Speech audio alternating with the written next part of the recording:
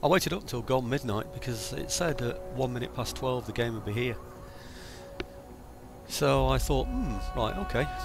It didn't come on until 1, 2 o'clock in the morning, still wasn't on, so I thought, oh no. So I started again at just gone 12 o'clock lunchtime today. Then it sort of struggled a bit, servers are busy, blah blah, all sorts of problems. And after that, for a period of time, it was the drivers are out of date.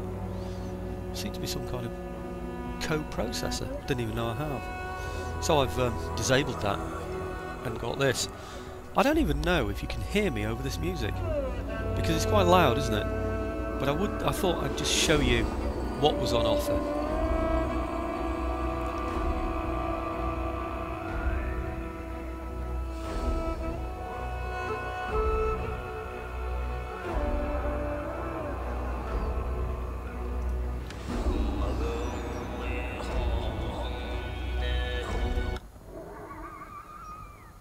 Now, can you hear me a bit better now?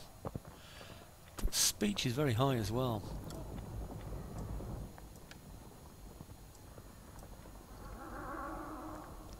I'm not sure. I'm going to have to play around with those a bit. Audio quality low. It sounded loud enough to me. Crikey. Stereo speakers. I've actually got a surround sound system here, but if it's working, that's what I'll keep it on. That's the voice options I'll ignore for now. Okay, brief introduction basically to the game. I'm as new to it as you. I've only just opened it now. Grand campaign. Whoops. Grand campaign. Let's see what we've got. We've got barbarian kingdoms. And in the barbarian kingdoms we've got the Franks and the Saxons. Oh, Saxons, eh? Yeah. Okay, and the great migrators. We've got the Ostrogoths. These are the ones that it's all about, I think, really, isn't it, at this time? Ostrogoths. Alans and the Vandals. Did it show me the Vandals then? And the Visigoths. Yeah. Okay, it's tricky to know what's what, isn't it? Is it these areas or I've no idea really. Nomadic tribes. Maybe these. It's the Hunnic hordes. Aha! These are the ones, aren't they? The Huns. Uldin.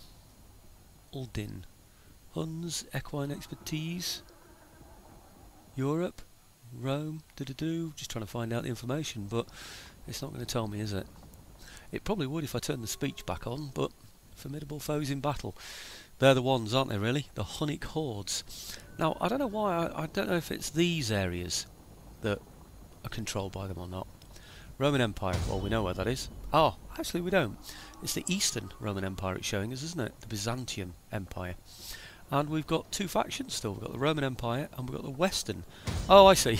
We've got both sides. Right, the Western Roman Empire. Now, the Eastern Empires. Oh, it's not including the Eastern Roman Empire, of course, is it? Sassanids. Right, okay. Is this the rise of Islam now? Or is that a little bit early? 395. Sassanids. Persian empires stretching back. Parthian. Inevitably. Threaten, control, Romans. Sassanids cannot be slowed by such things as the kind. Persian. I'm not too sure actually. I think it's something like 4th century, isn't it? When with the rise of Islam. But yeah. Anyway, interesting stuff. I think it has to be. Should we get a bit of a? Oh, in fact, I wonder if I can turn those options on again a minute, and then you can hear the speech. We'll get it to talk through. Where is it? Speech. Oh, speech is already on. It's only music I turned off, so that's good. Let's see if I can get them to talk through what happens when you click the Hun one. Which will be where? Roman Empire, Eastern Empires. Which one was it? It was nomadic, wasn't it? Yeah. Okay. Huns. I can get the Viking edition thing, by the way, as well, actually. But I think I've got enough to play with as it is, really. Huns. Let's see what happens when we get to the start of the Huns.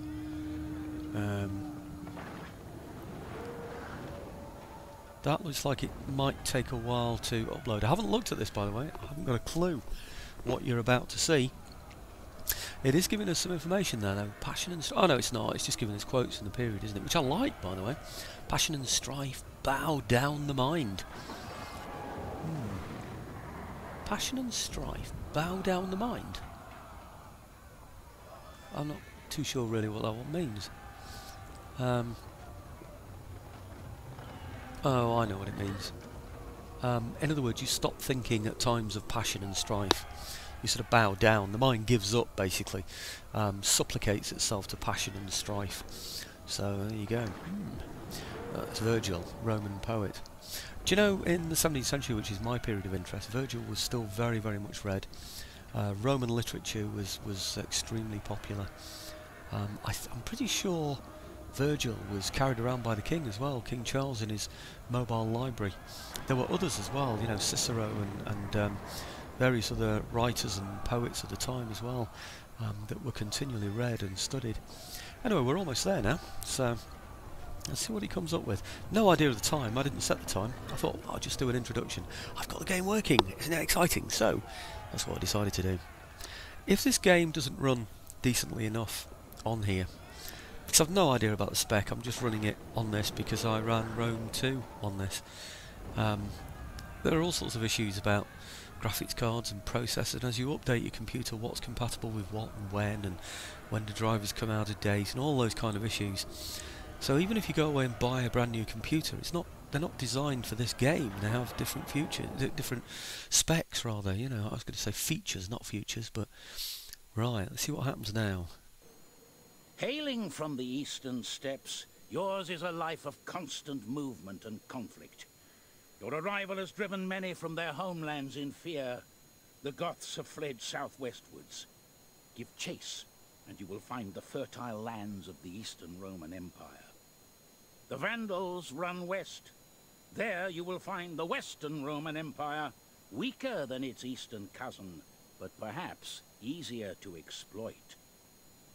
Southeast lies the wealthy Sassanid Empire, ripe for plundering.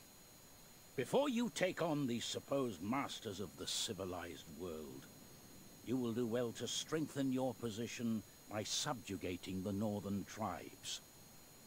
The world will dance to your tune, or it will burn.